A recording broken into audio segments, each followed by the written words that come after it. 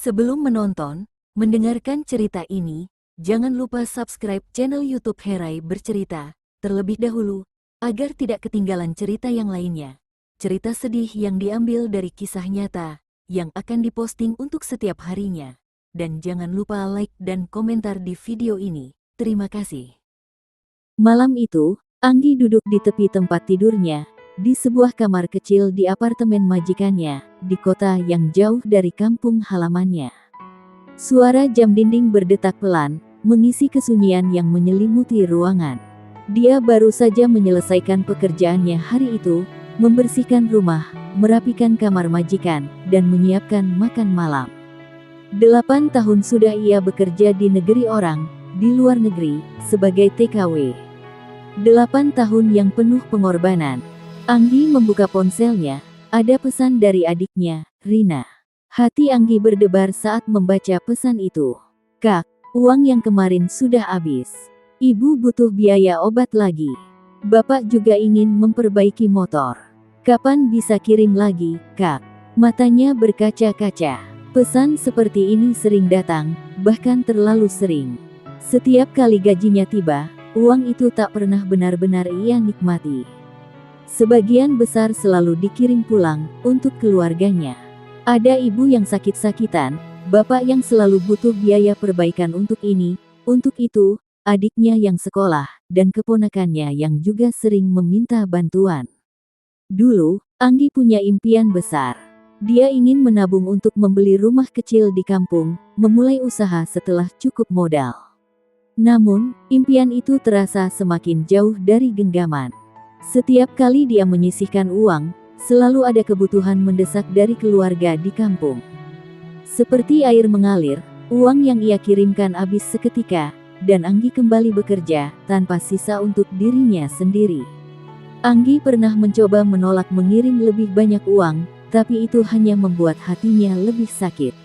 Rina menangis di telepon, menyalahkan Anggi yang dianggap tidak peduli. Orang tuanya juga mengeluh, seolah-olah semua tanggung jawab jatuh di pundak Anggi seorang. Kamu kan yang kerja di luar negeri, uangnya pasti banyak, begitulah mereka berkata. Sebenarnya, Anggi tidak pernah merasa hidupnya melimpah di sini. Gaji yang ia terima cukup untuk bertahan hidup di negeri asing, tapi setelah dikirim ke kampung, yang tersisa hanyalah sedikit untuk dirinya sendiri. Setiap malam sebelum tidur, dia menatap plafon kamar, bertanya-tanya sampai kapan semua ini akan berakhir.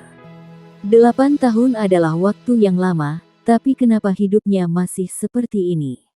Di telepon, suara ibunya terdengar lemah, memintanya untuk segera pulang. Ibu rindu, nak, kamu kapan balik? Namun Anggi tahu, jika ia pulang sekarang, apa yang bisa ia bawa? Pulang dengan tangan kosong. Setelah 8 tahun di negeri orang, ia tak punya apa-apa untuk dibanggakan. Anggi terdiam, memandangi foto keluarganya di ponselnya. Foto yang dulu selalu membuatnya tersenyum, kini hanya menambah beban di hatinya. Di sana, ada wajah-wajah yang ia sayangi, tapi juga wajah-wajah yang tanpa sadar telah menyedot semua yang ia miliki. Dia tak pernah bisa mengatakan tidak kepada mereka, meski itu berarti harus mengorbankan dirinya sendiri. Sambil menahan isak tangis, Anggi mengetik balasan untuk adiknya, "Iya, Dek. Kakak akan kirim uang lagi bulan depan. Tolong jaga ibu dan bapak, ya." Air matanya jatuh satu persatu, membasahi layar ponsel. Hatinya perih, tapi ia tahu, inilah jalannya. Meski ia merasa lelah dan kosong, cinta kepada keluarganya selalu menjadi alasan untuk terus bertahan, meski itu berarti mengorbankan semua mimpinya sendiri. Anggi menarik napas dalam, lalu menengadah, menatap langit-langit kamarnya yang dingin dan sunyi. Entah sampai kapan dia harus bertahan di tanah asing ini, tapi untuk saat ini, dia tahu dia belum bisa pulang. Dia menggenggam tangannya erat, mencoba meyakinkan dirinya sendiri, bahwa suatu hari nanti, mungkin semua ini akan terbayar.